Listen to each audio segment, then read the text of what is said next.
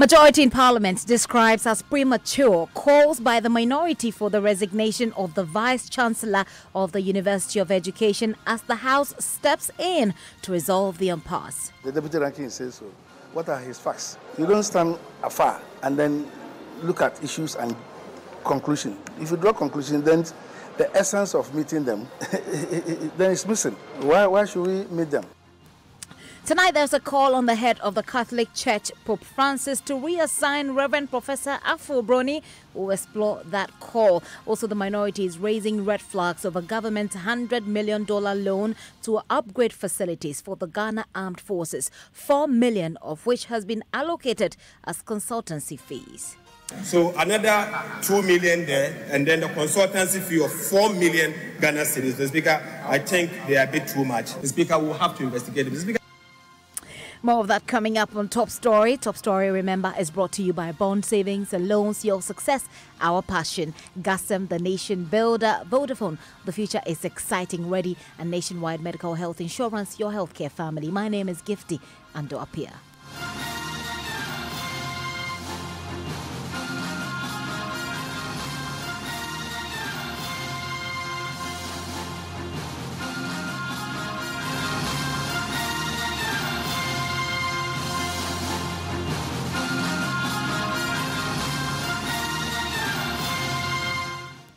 The University of Education Winneba, as well as the Ejumako campus, remain closed several weeks after students rioted over the dismissal of some lecturers by the Vice-Chancellor of the school. With no end in sight to resolve the impasse, the majority in Parliament has singled out the Vice-Chancellor, Professor Anthony Afo Broni, for blame and is demanding his immediate resignation. But that call has been rejected by the University Council and the majority in Parliament. Deputy Ranking Member on the Education Committee, Dr. Clementa Park, in a statement demands that the VC steps aside. Parliamentary correspondent Joseph Opoku-Gakpo joins me in the studio for more. Now, Joseph, let's look at the reasons that the minority is giving in defense of their demand that the VC steps aside. And so two people are targeted in that, the VC and the chairman of the council, Professor Emmanuel Nicholas Abaka, and they say that having followed the development at the university, they think that the best way to resolve and bring normalcy is for the two of them to resign. The minority say they are of the view that the two persons have their personal interest above due processes and even above that of the interest of the students in how they've managed the situation happening there, and that they say they are reliably informed that the two individuals, the steps that they are taking in the face of the concerns that have come up to resolve it have failed. They failed to manage issues at the university well, including issues that resolve on criminality and a number of others. And they go on to say that they're the minority from the accounts that they've had from other players in the university environment. The two of them have lost credibility and that they no longer have the capacity or moral standing to lead the University of Education Winneba, and that they have even cited a letter dated the 13th of December 2018 from the Controller and Accountant General indicating that there was a budget overrun when it comes to compensation to the tune of 5.3 million in terms of how the university is being managed, and that this was one of the reasons that was given for the removal of the former Vice-Chancellor, Professor Maruto Avoka. So they don't understand why they are still holding on to their position even in the light of that. The minority again says, undoubtedly, and I'm quoting from the statement, Professor Afo Broni is personally responsible for the negative development on the campus and their call for his removal. And they throw in the allegation that they had made some time ago that how he got his full professorship is questionable because he got it at the time that he was said to have resigned. And then they go on to make the demands that they are making, that the Vice-Chancellor resigns for what they say is incompetence, abuse of office, corruption, spiteful insolence, and inability to resolve the current impasse at the university. Then they are asking the Economic and Organized Crimes Office and also the Special Prosecutor to investigate the allegations that have been leveled against Professor Afo Broni, the Vice-Chancellor. And then they get on to the part having to do with the Catholic Church. They are asking that there should be a recall and reassignment of Reverend Father Professor Emmanuel Afo Broni by the Pope, the head of the Catholic Church to save the church from further embarrassment. So this is a direct call on the Pope to reassign Reverend Professor Afoboni. And then again, they are calling for the removal of the chairman of the council, and then asking that the investigations that Yoko does should cover him as well. That's quite a long list there, but Joseph, thank you very much. Do hang on for me because I'll come to you momentarily. But let's get on the line and speak to Dr. Clement Apak. Dr. Apak, thank you very much for your time this evening. It's a pleasure, Gifty. It's always good to have the chance to dialogue on matters of importance such as this. Very well. So a very tall list, I must say. Let's look at the kind of investigations that you did that made you arrive at this decision, arrive at this long list that you put out there. Well, I think the issues that have transpired on the campus of UWE, culminating into the closure of the school on the 14th of March 2019, denying students of the opportunity to learn, for lecturers to dispense their responsibilities to those students, is in the public domain. I mean, every Ghanaian who has had an interest in the going-ons in our institutions of higher learning clearly is aware of the lawsuit and investigations that were initiated against the then Vice-Chancellor, Professor Avoke. And the fact that whilst these matters were still in court and recognized state institutions were still conducting their investigations, processes unfolded, leading to what many believed was the lack of proper procedures that saw the appointment of the current Vice-Chancellor and the current council. What then happened, as we now know, and many believe, if you listen to students, alumni, and even the University Teachers Association of Ghana and the local chapter, that upon assuming office as the substantive Vice-Chancellor and working in connivance with the current council and its chair, there seemed to have been a deliberate policy to get rid of any and everybody working at the university, either as a staff or a lecturer, who is deemed to be loyal or sympathetic to the cause of the former Vice-Chancellor. And indeed, it is part of this agenda that many, including ourselves in the minority, believe warranted what we describe as an abuse of power and the lack of following of university statutes, leading to the dismissal of 3 lecturers, which then caused the students to revolt because they had very plainly become fed up of what was going on their campus. Dr. Park, do hang on for me. The chairman of the Education Committee, Stephen Siaka, disagrees with your position, and because the committee on which you serve is yet to fully address the matter. I want you to take a listen to him and then you respond to him. It's an issue you have to be tactful because we are to take decision, and the decision should be able to be relevant at all times to advise all other institutions not to go that way. So we don't have to rush to doing things. The school is closed down, and only last week or so we called the local UTAC officials. They came. We listened to them. Then we are calling the VC next week. Professor Afubun. Yeah, he and his team. They also meet us, and then followed by the students' body and the university council.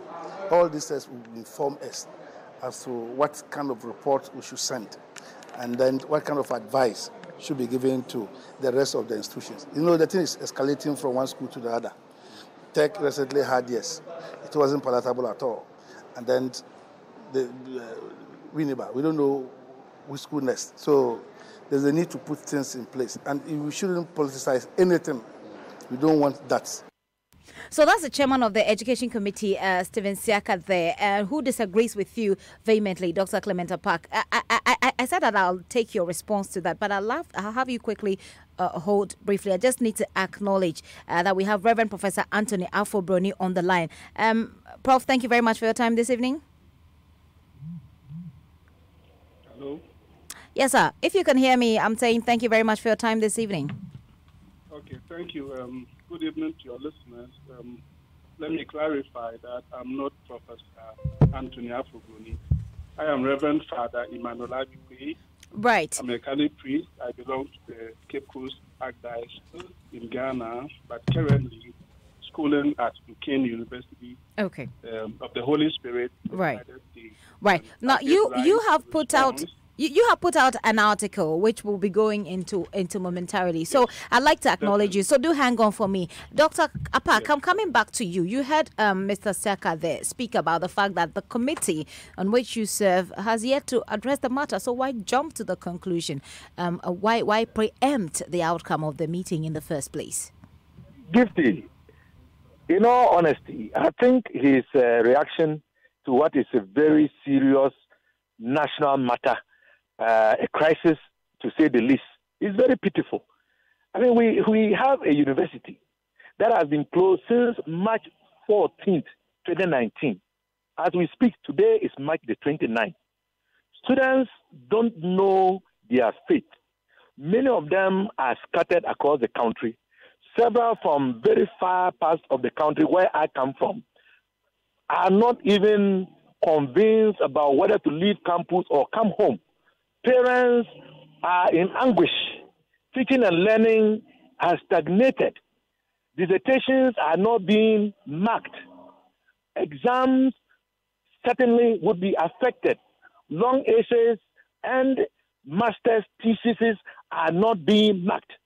And the chairman of the education committee thinks that we should still sit by and wait and casually invite different student parties but you look see into a matter that requires action. The problem is being, as far as Mr. Siaka is concerned, the problem is being dealt with. Now, one of the things that you do how is the problem being dealt with? So they say that the matter has been referred to the education committee. Isn't that correct? Well, the matter has been referred to the education committee. He himself admits that so far it is only the representatives of UTAD who have appeared a week ago. So, just for the sake of argument. So if again, we have to say that we are going to take 1 week to hear each of the student parties, where is that going to take us? Again, you make a demand for the reinstatement of Professor Mausi Avoke as a substantive vice chancellor of the university, and you say this is in view of the fact that Iyoko has cleared him of all the false allegations, as you say, leveled against him. But how will this not escalate this very fluid situation any further? Well, if you look at the demands that we have made, we have said very clearly that the two central figures in as far as this impasse is concerned are the current vice chancellor and the current board chair. And we have adduced reasons to justify why we believe so. If you don't believe us, you can ask UTAC. If you don't believe us, you can ask the students of the University of Education, Winneba. So in our assessment, the first step to the resolution of this issue is to ask them to resign or cause them to vacate the positions that they now occupy. Okay. We've also gone on to say that there's then the need to bring in neutral persons to manage the affairs of the institution while the right thing is done, because we believe, based on the evidence available, that indeed the former vice chancellor was unlawfully removed from office. How is the former vice chancellor a neutral person, or he is not on the list of those you are recommending? You don't get me wrong. We said we want a neutral management to take over, like who? While the right thing is done. Well, a university can function without a vice chancellor. Okay. A university can surely function without a board chair, but a university cannot function without students and lecturers. So get rid of them.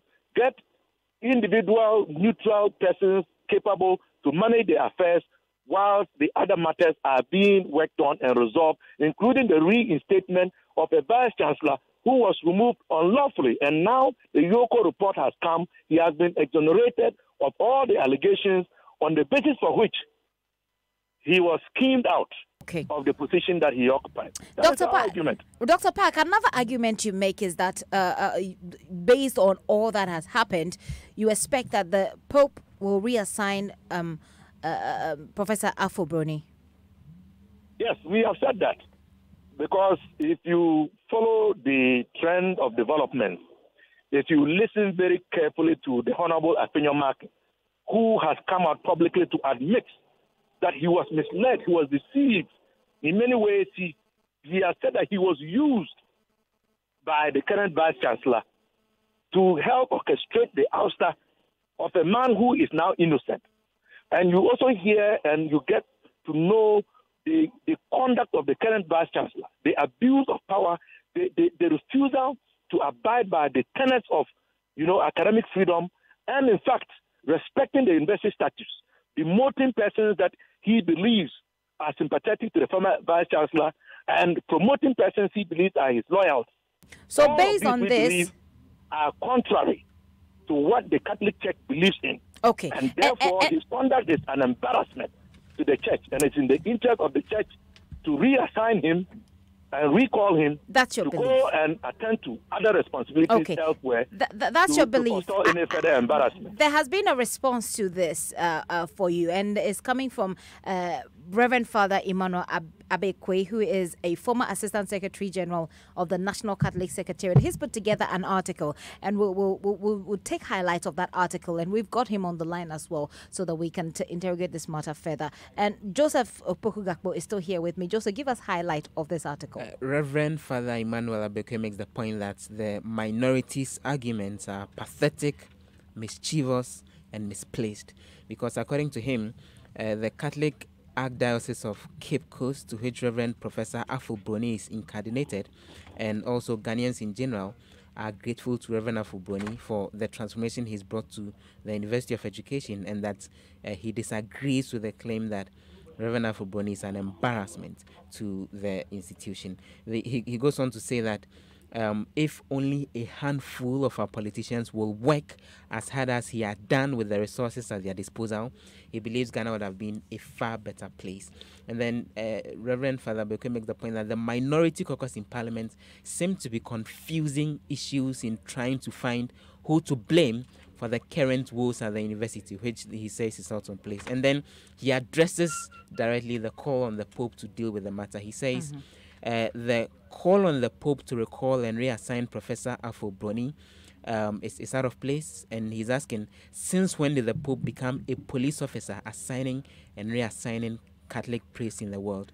The minority in Parliament must read to know how the Catholic Church in the world with over 1.3 billion members work, and that it's important for the minority to understand that the Pope has a bigger agenda in the light of his God-given mandate to guide and shepherd the flock of God entrusted to his care than to be focusing on some of these issues. Okay, thank you very much, Joseph Opoku-Gakpo. Now, Reverend Father, let me bring you into the discussion. We've had you hold for some time now. I'd like for you to speak to this. Now, they've made a lot of argument, and in all of their argument, they produce reasons. They say, wouldn't you agree when they say that looking at, on the face value, take away the corruption, take away the accusations, say on the face value, if you look at what's happening on the university campus, a lot of students have been affected. As we speak, the two campuses of the school have been closed down, and it's been like that for some time now. Wouldn't you agree with a perspective that says that step aside and let's deal with the issue whilst you're away? Right. Well, we've lost Reverend Abekwe there, but his position is clear in the statement that he put out today. He certainly does not agree with the minority. Do I have you, Dr. Park, still there on the line? We don't have him as well. But Joseph, you're still here. How is Parliament dealing with this issue? So it's expected that other players in the university would show up even beyond the UTAG local local executives who appeared. That was last week. Apart from Reverend Professor Afo-Broni, the expectation is that the student leadership will be appearing before the Parliamentary Select Committee over the next few days, all as part of the processes to get to the bottom of this particular matter. Okay. Well, so we do have Dr. Park back on the line. Dr. Park, you've listened to the highlights of the article put together by the former Secretary General of the National Catholic Secretariat. First of all, he says your position, your arguments, he describes them as pathetic and mischievous. Well, I think that the good people of Ghana and the global community at large would judge. And I don't think that the Pope will be happy to know that a whole institution of higher learning, which is supposed to be a place to educate thousands of young people, has been shut down as a result of the conduct and abuse of power by a reverend father who belongs to the Catholic Church. He can say what he wants, but the truth is there, and it is crystal clear. We are not saying it. The conduct is there. The outcome and output of the conduct is available. We were not the ones who revealed the fact that Reverend Father Afubroni had gone in the middle of the night with documents to give to the Honorable Afenyo Marking as part of the orchestration to get rid of the former Vice Chancellor. If this makes the Catholic Church proud, so be it. If the Pope decides that he's not going to act, if the Catholic Church thinks that what has been on display, as demonstrated by the current Vice Chancellor of the University of Winneba, is a standard that they want to set, so be it. But we will speak the truth to authority, and no one is going to intimidate us from saying what we believe is right. Well, he's basically saying that you don't seem to understand the way that the Catholic Church works when you call when you call on the Pope to reassign Professor Afubroni. Gifty, we don't have to understand the way the Catholic Church works. We know that the Pope is the head of the Catholic Church in the world. And whether he's in Rome or not, his influence is felt present here in Ghana.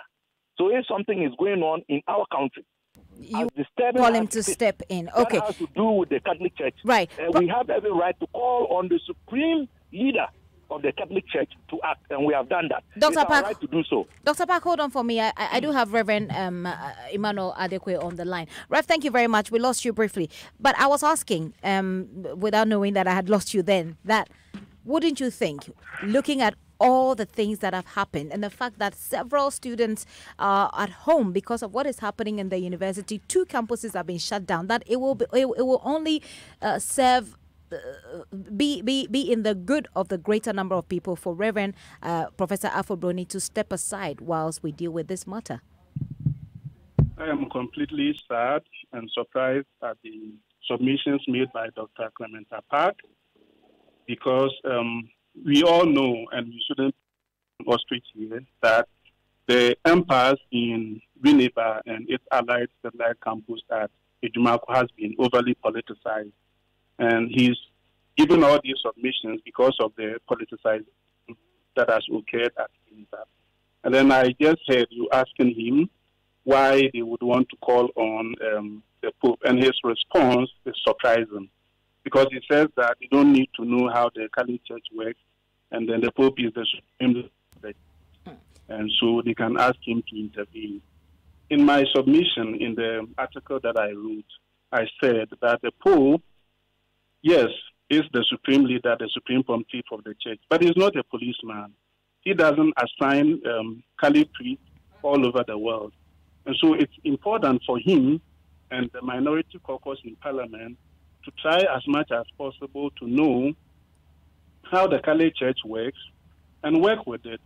We work with the principle of subsidiarity. And subsidiarity means that what is to be done at the lower level of society must not be assumed and subsumed by the higher level of society. And so, if there is anything at all, the first port of call will be the bishop who permitted him to go and lecture at the University of Education in Winneba over 20 years ago. Okay. He is the first port of call to be contacted. Okay. After him, then you have the Bishops' Conference. The Pope has a bigger agenda. Why must he come?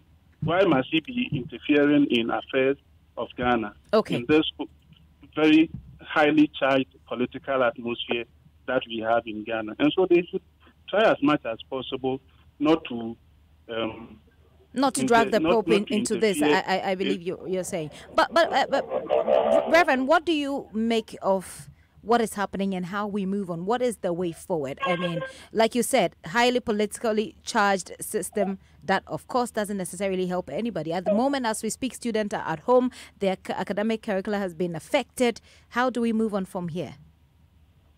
Okay, good. That is a very good question. So how we move from here, I believe, I will offer just 2 submissions. One, political parties and spokespeople and commentators on the issue at Winneba should always try as much as possible to put the national interest first and not pursue partisan political interest. Once we do that in our commentaries, in our actions, nothing going to be, the issue at Winneba is not going to be resolved today or tomorrow. So let us take politics out of the whole discussion. The second thing is that I'm sure there are bodies there in Ghana that can deal with this situation. We have the National Council of Tertiary Education. We have the Ghana Education Service. We have the Minister of Education and one in charge of tertiary education.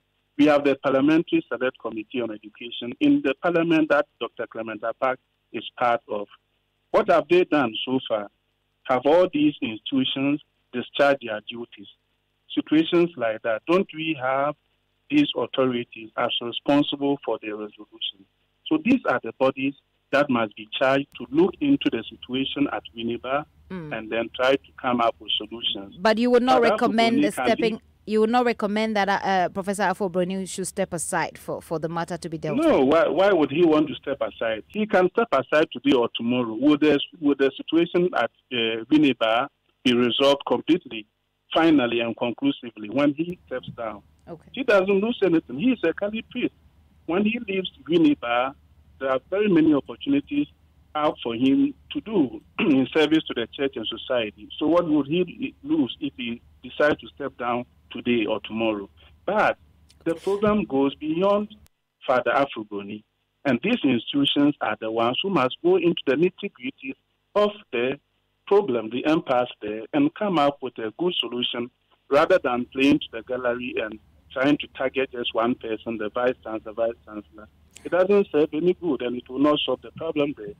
Thank you very much, Reverend Adekwe there, Reverend Father Emmanuel Adekwe there. He's put together an article that's in sharp contrast to the minorities' expectations. Dr. Park, you're there?